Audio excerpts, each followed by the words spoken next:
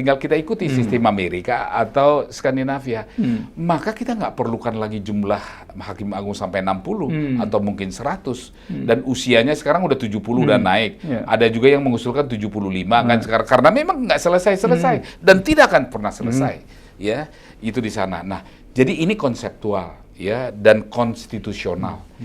Jadi menurut saya kita ujuk-ujuk itu ya. Ini mirip seperti dulu Hakim Wasmat, pengawas dan pengamat. Itu dulu kan ada, makanya ada istilah criminal justice system, karena hakim tidak saja hendak memutuskan, tapi juga mengamati bagaimana hukuman penjara. Tapi kan nggak jalan. Nggak jalan. Jadi, nah tapi mungkin kalau ini akan jalan karena kekuasaan kan. Ya sudahlah, saya damaikan aja kan begitu. Karena prakteknya nanti akan bisa seperti itu.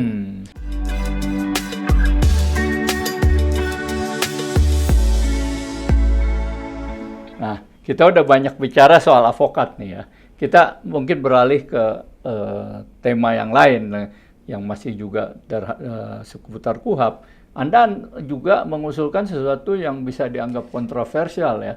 Misalnya itu kalau nanti satu perkara udah divonis, Anda cuma membatasi kepada banding saja ya, tapi tidak kepada kasasi. Nanti artinya pengadilan tinggi dia kepada faktumnya aja ya.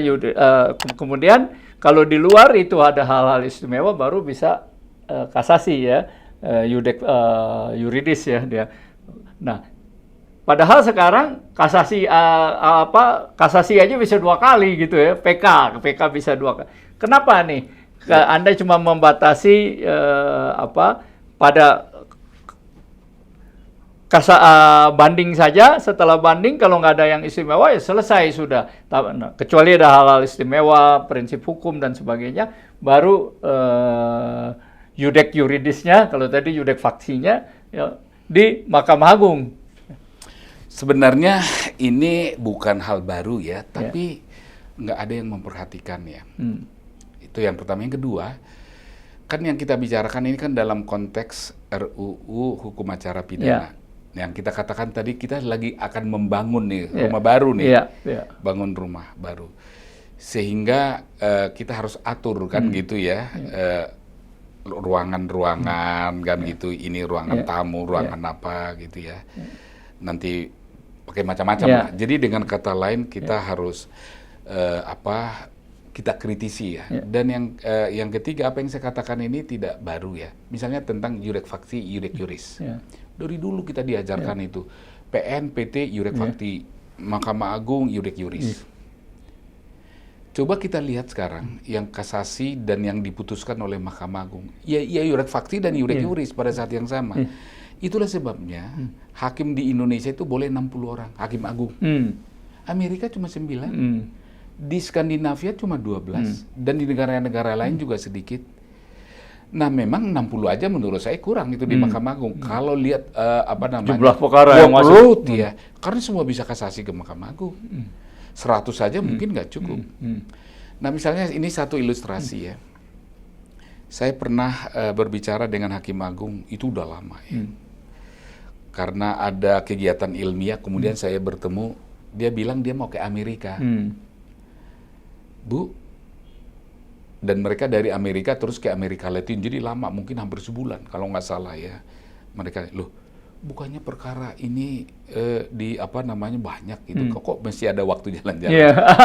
Dia bilang, saya udah selesai, kan gitu loh, udah selesai. Jadi dia ya menjelaskan, itu satu hari bisa dia putuskan 30 perkara.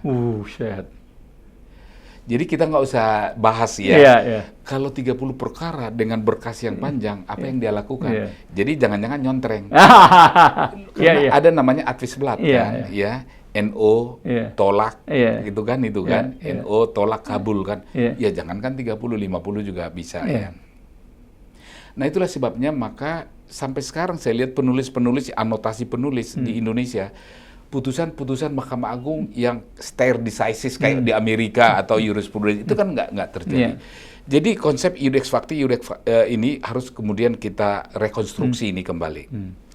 Itulah sebabnya kita mengusulkan perkara itu sampai dengan di pengadilan tinggi, final. Ya, final. Artinya si putus pengadilan negeri dia masih ada banding 1 kali ke pengadilan tinggi Iya gitu. dong. Itu hak asasi kan, Oke. appeal kan Oh, gitu. iya. Bahwa nanti pengadilan tinggi istilahnya de novo, jadi boleh diulang lagi, itu bisa diatur kalau mau buat. Tapi kalau dari sisi HAM, ICCPR, itu yang penting ada appeal. Bukan berulang, sekali aja Iya. sudah more than Iya. enough. Nah pertanyaannya kemudian begini, kalau begitu Mahkamah Agung ngapain? Iya. Istilahnya kasasi. Hmm. Tahu nggak, Wina, kasasi itu bahasa Perancis, bukan bahasa Inggris. Kasasi itu bukan sama dengan appeal. Kalau di Amerika nggak ada kasasi, makanya disebut appeal to the Supreme Court. Iya. Ya disebut nggak ada cassation to the Supreme Court. Kasasi itu ini konsep hukum. Artinya apa? Konsep hukum kalau secara harafiahnya adalah to squash. Jadi mencampakkan putusan yang tidak mengarah kepada kesatuan hukum. Nah, makanya persatuan Pancasila itu cocok itu di sini. Nah, diskos, dicampakkan gitu. Karena harus kesatuan hukum di Republik Indonesia itu kan satu. Nah, kalau ada perkara yang berhubungan dengan itu, kalau di Skandinavia istilahnya lift system. Jadi Mahkamah Agung di Skandinavia itu nanti melihat perkara, jadi wewenangnya dia. Oh ini potensial untuk jurisprudensi baru diambil. Jadi inisiatifnya baru kemudian dan itu akan menjadi jurisprudensi dan nanti DPR harus buat undang-undang. Ya, makanya DPR dengan Mahkamah Agung itu seperti law firm ya. Senior partner itu DPR, junior partner itu Mahkamah Agung dalam pembentukan hukum. Karena itu kan itu ya. Jadi nanti di sana itu fungsi dari jurisprudensi. Di Amerika itu certificate of certiorari. Jadi dari 9 itu harus 5 mengatakan yes, ini wewenang dari Mahkamah Agung. Nah, itu kan menjadi hukum itu di sana. Lah kalau di kita, ya betul ada pembatasan kasasi di dalam undang-undang. Tapi kalau ancaman sekian, jumlahnya sekian, menurut saya belum cukup. Jadi harus dikatakan bahwa terakhir di pengadilan tinggi, kecuali nanti yang menjadi jurisprudensi, tinggal kita ikuti sistem Amerika atau Skandinavia. Maka kita nggak perlukan lagi jumlah hakim agung sampai 60 atau mungkin 100. Dan usianya sekarang udah 70 dan naik. Ada juga yang mengusulkan 75 kan sekarang karena memang nggak selesai dan tidak akan pernah selesai. Ya, itu di sana. Nah, jadi ini konseptual ya dan konstitusional. Nah, tinggal sekarang mau menerima apa enggak karena di sini ada vested interest, ada kepentingan-kepentingan yang lebih besar. Nah, dan ini original dari kita ini ide ini. Nah, apakah kemudian Komisi 3 yang akan memutuskan itu di sana yang sudah bergelar profesor doktor mau menerima, mudah-mudahan ya. Latar belakangnya sebenarnya apa ya? Apakah karena terlalu banyak ke Mahkamah Agung atau memang cukup dengan pengadilan di setelah hak-hak dia untuk appeal di pengadilan tinggi terpenuhi gitu. Karena kan kalau kita lihat di Indonesia ini masih banyak korup, masih apa sampai tingkat tertentu mungkin banyak faktor-faktor sebenarnya ya. Misalnya asas peradilan cepat, mudah dan sederhana. Yang kedua sekarang hukum yang hidup berkembang di masyarakat. Kan pengadilan tinggi itu kan lebih dekat kan kepada kasus itu ya. Dan ada lagi yang agak memprihatinkan ya. Dan itu sudah menjadi pembicaraan di mana-mana. Nah, pengadilan tinggi itu pertimbangannya biasanya hanya 2 kalimat atau 2-3 kalimat bahwa pengadilan tinggi sudah merasa cukup gitu ya dengan pengadilan pertama dan mengambil pertimbangan sendiri, yaitu kemudian ya setuju dengan artinya tidak dimaksimalisasi, tidak dimaksimalisasi. Itulah sebabnya ada kemungkinan nanti hukum acaranya diganti, di sana itu menjadi pre-trial namanya, diulang itu ya, sama seperti di pengadilan negeri, itu bisa juga. Kalau sekarang kan hanya berkas kan, itu diulang. Dan kadang-kadang sekarang banyak hakim mungkin berpendapat kalau di pengadilan tinggi ya gua kantor pos aja cap lewat pasti dia kasasi naik kan, gitu. Udah sering dengar kan, itu artinya itu merupakan kritik terhadap peranan yang diberikan kepada pengadilan. Kenapa tidak dimaksimalisasi? Apalagi misalnya kita sekarang ini, misalnya di pengadilan perdata, itu ada wajib mediasi. Itu kan sudah satu tahap. Iya. Nah, sekarang di dalam RUU KUHP ini ada restoratif justice. Jadi sudah ada, jadi udah tambah tingkat lagi. Jadi dengan kata lain, biarlah sekarang ini simbol kesatuan hukum Republik Indonesia. Dan kita kan Bhinneka Tunggal Ika nih. Jadi supaya tetap Ika, biarlah Mahkamah Agung diarahkan ke sana. Kalau menurut saya. Jadi jangan lagi dia menjadi iudek fakti juga sekaligus kan gitu. Menaikkan, menurunkan hukuman kan gitu ya. Itu fakti kan, itu bukan yuris itu kan itu ya. Menurut saya walaupun ada pedoman pemidanaan yang naik-naikkan itu ya. Jadi saya kira itu tetap fakti, itu bukan yuris itu namanya. Oh begitu ya. Nah ini kan kasus ini juga kalau kita lihat dalam mekanismenya kadang-kadang bukan hanya sampai pengadilan, tapi antara aparat sendiri satu kesatuannya belum jelas gitu. Misalnya antara jaksa dengan polisi. Sekarang kan P19 sampai 21 kalau petunjuk jaksa tidak diikuti oleh polisi dalam kasus pagar laut misalnya itu kan jelas gitu kok. Jaksa bilang ini ada korupsinya, polisi bilang nggak ada. Akhirnya perkaranya tidak tertanganin. Ya, tersangkanya ya bebas juga demi hukum karena waktunya lewat. Dan ini bisa banyak terjadi nanti. Dalam KUHP yang baru, bagaimana Anda melihat pengaturan soal ini? Ya, itulah sebabnya tadi saya berbicara mengenai terpadu itu. Kata terpadu itu. Nah, kalau dulu kan, kalau sejarahnya yang disebut dengan konsep diferensiasi fungsional. Jadi fungsi-fungsi itu dibeda-bedakan. Dihubungkan satu jembatan namanya pra penuntutan. Makanya bolak-balik perkara. Ya. Tapi orang tidak lagi bicara itu, bicara mengenai peradilan yang terpadu. Pertanyaannya yang terpadu seperti apa? Kan gitu ya. Ya, terpadu seperti apa? Makanya saya datang dengan judul Cipta Keadilan. Jadi kalau dia komit pada Cipta Keadilan, yaitu to be more, bukan to have more, maka saya kira dia nggak akan keberatan dengan RUU tentang Cipta Keadilan, kan gitu. Nggak akan keberatan. Tapi dia kalau tentang to have more, maka dia pasti hukum acara pidana prosedural. Nah, secara prosedur saya yang berwenang, kamu nggak berwenang, kan gitu. Kamu setelah saya limpahkan baru kamu nanti bicara. Ya setelah selanjutnya terserah Anda kan, nanti akan begitu kan caranya. Nah, itu sudah terjadi kan sekarang dan sudah terjadi dan itu yang mau diperbaiki katanya. Makanya kan di dalam konsep ini menurut DPR memperbaiki, membuat lebih baik gitu ya, mengatur kembali. Itu kata-kata itu. Jadi membuat lebih baik. Nah, sekarang kalau keterpaduan itu belum diterjemahkan dengan baik, dengan belajar pengalaman yang lalu, ya makanya akan terulang lagi atau jangan-jangan nanti bisa lebih buruk kan gitu. Jadi yang dimasukkan terpadu itu ya apa kan gitu? Apakah termasuk juga metodenya, substansinya, ya bangunannya? Nah itu yang perlu dan itu belum ada yang jawab. Nah kalau mau menjawab itu benar-benar menjawab secara yuridis konstitusional, maka itu pasal 24 Undang-Undang Dasar 45 yang mengatur fungsi lain yang berkaitan dengan kekuasaan kehakiman dan kemudian Undang-Undang Kekuasaan diturunkan Undang-Undang Kekuasaan Kehakiman Undang 48 tahun 2009, maka ya itu keterpaduan dalam arti yang begitu ini dalam satu undang-undang. Tapi saya ada kesan, tadi saya menyebut Magna Carta. Jadi kebetulan saya baca itu dengan baik, kan ada 37 pasal itu ya. Antara penguasa dengan rakyat kan itu dibantu oleh advokat kan waktu itu. Jadi kekuasaannya itu setuju dikurangi. Kekuasaan raja, landlord dan segala macam dulu. Itu kan piagam hak asasi yang tertulis pertama di dunia 1215. Makanya kita fasih due process model, crime control model itu sebenarnya dari sana itu udah dibicarakan dulu. Jadi nggak boleh semena-mena tuan tanah itu merampas tanah orang dan mengatakan itu tanahnya tanpa ada satu proses kan gitu. Ada itu piagam Magna Carta itu disebutkan. Jadi dengan kata lain pembatasan kekuasaan. Katakanlah misalnya kekuasaan itu 1 sampai dengan 10 kan gitu ya. Nah, skala 1 sampai 10. Kekuasaan itu ditempatkan di angka berapa?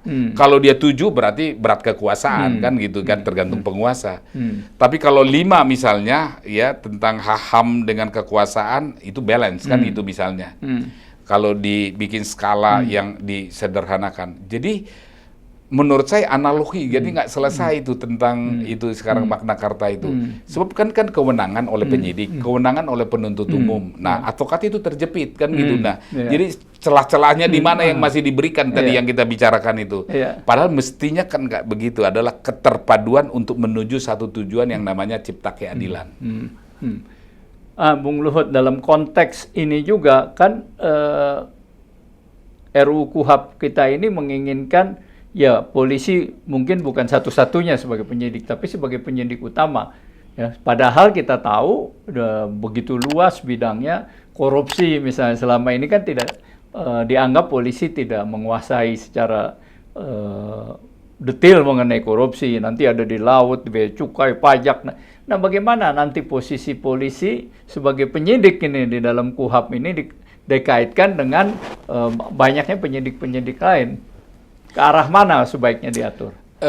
Nampaknya masih mempertahankan konsep yang lama ya.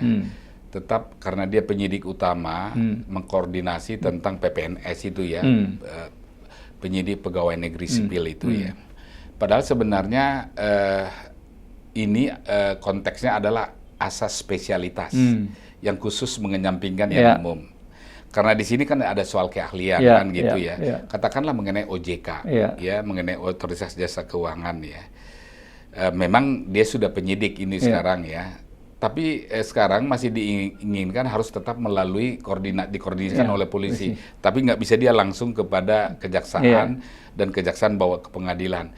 Jadi sebenarnya harus diberikan otonomi yang penuh ya, sesuai dengan asas spesialitas itu ya, yang khusus mengenyampingkan yang umum. Karena di sini kan adalah soal keahlian kan yang sangat khusus kan gitu ya. Nah, tapi kalau pendekatannya itu adalah to have more, bukan to be more, maka ya akan tetap mempertahankan yang ada. Jadi kalau menurut saya harus memberikan ruang ya, kan kita menganut asas itu kan yang khusus mengenyampingkan yang umum. Nah, jadi kalau di dalam konsep yang sekarang masih mempertahankan bahwa tetap karena dia penyidik utama, dia mengkoordinasikan, ya tidak memberikan kesempatan kepada yang punya kewenangan-kewenangan khusus itu berdasarkan keahlian kan itu. Kalau itu berarti harus mengubah banyak undang-undang dong, Bung Luhut. Kalau sekarang ini sih enggak kan, karena KUHP mengatakan berkoordinasi dengan polisi dan undang-undang yang lain juga sektoral mengikuti itu kan sekarang ini ya, mengikuti itu. Jadi misalnya undang-undang OJK ya, itu tadinya kan menyidik itu hanya OJK, polisi kan nggak ikut, kan direview di Mahkamah Konstitusi, polisi juga boleh kan gitu ya. Nah yang seperti itu ya, nah jadi dengan kata lain, makanya saya ilustrasikan mungkin tidak apple to apple itu Magna Carta itu tarik-menarik antara kekuasaan dan hak itu dan hak-hak yang lain ya. Tapi berarti kan sekarang ini banyak kejaksaan misalnya kan korupsi, dia sebagai penyidik korupsi. Nah, tentu apalagi sebagai penuntut dia bisa langsung dong kan. Tidak melalui polisi ada kekecualian kan itu, ada kekecualian walaupun itu juga dikritik kan gitu, dia penyidik, dia penuntut umum juga sendiri kan begitu, jadi dengan kata lain nggak ada check and balancesnya kan gitu ya. Itu juga dikritik, tapi memang itu konsep yang dianut sekarang. Nah makanya dulu kan ada KPK kan, walaupun cara bangunnya kurang bagus, karena dibangun dari yang negatif, tidak percaya polisi, tidak percaya jaksa, tidak percaya hakim, ada KPK. Nggak pernah ada bisa konsep yang bagus begitu karena negatif kan gitu ya. Mestinya harus positif. Nah, kalau kita, memang kan KUHP duluan harus ya, yang Anda bilang cipta keadilan itu. Tapi kan draft undang-undang kepolisian ini udah ada nih. Apakah ini nanti harus disesuaikan dengan KUHP atau bagaimana? Anda baca juga nih undang-undang kepolisian. Itu juga ya ininya ya. Dari segi tadi keterpaduan yang disebutkan undang-undang partai, itu kan nggak terpadu dong. Karena ada di mana-mana. Simpel aja kan, tanpa melihat isinya kan itu ya. Dan yang betul sebenarnya adalah semua kewenangan yang berkaitan dengan peradilan itu ada di dalam satu undang-undang, ada di dalam hukum acara pidana ini. Kalau masing-masing punya undang-undang sektoral, ya khusus yang berkaitan dengan internalnya, kenaikan pangkat, gaji, boleh-boleh kan di situ ya. Ya, spesialis tadi ya. Jumlah polsek, polres, nah kejaksaan juga mestinya begitu. Di sini jangan kemudian dirumuskan di sini, misalnya contoh bukti permulaan diatur di sini, diatur di sana, diatur di sana. Akhirnya kan kemudian ke sana kemari. Jadi kalau memang ini sistem ya, jadi masing-masing subsistem itu harus sepakat sebenarnya semua kewenangan yang berkaitan dengan peradilan, kan polisi kan salah satu kan penegak hukum kan, itu dimasukkan di sini, kejaksaan sudah dengan sendirinya kan, masuk di sini kan gitu ya, advokat masuk di sini, nah itu baru yang namanya bisa kita melihat gitu ya keterpaduan itu. Nah tapi kalau misalnya dibicarakan juga RUU Polri, RUU Kejaksaan, RUU Pemasyarakatan, RUU Advokat, ya udah kesana kemari jadi. Gitu ya. Kemudian tadi juga Bung Ruhut menyinggung sedikit sekali mengenai pra-peradilan. Di dalam KUHP yang baru nih, apakah ada perubahan paradigma terhadap pra-peradilan? Kalau sekarang nih kadang-kadang polisi juga udah kalau menang cepatlah adilah. Tapi kalau kalah kadang-kadang tunggu, kami nggak bisa melaksanakan dulu, kami harus bongkar dulu putusannya sesuai apa enggak dan sebagainya dan sebagainya. Belum ada perbaikan saya lihat ya, belum ada perbaikan yang mendasar ya. Pra-peradilan ini kan sebenarnya kalau lihat sejarahnya habeas corpus namanya. Jadi saya ingat dulu Greg Churchill membuat draft tentang bagaimana habeas corpus di Amerika dan kemudian dipelajari oleh Bang Buyung ya dan kawan-kawan. Waktu itu saya masih ikut-ikutan junior lihat ya, belum ikut, itu kan tahun 80 ya. Saya kan baru lulus tahun 81 ya, jadi belum sarjana hukum waktu itu. Jadi Greg Churchill itu ya, itu. Nah, jadi artinya mau memasukkan habeas corpus yang juga substansinya ada diatur dalam ICCPR, International Covenant on Civil and Political Rights itu, yang kemudian dia menjadi euforia itu kan, ternyata begitu dipraktekkan pra-peradilan itu ternyata hanya administratif dan tidak efektif. Nah, sekarang dimasukkan pra-peradilan di dalam RUU Hukum Acara Pidana ini, substansinya juga tetap sama. Nah, kalau setuju ya upaya paksa tunduk pada judicial scrutiny dan itu masuk di dalam kewenangan pra-peradilan, maka mungkin dia akan berubah ya.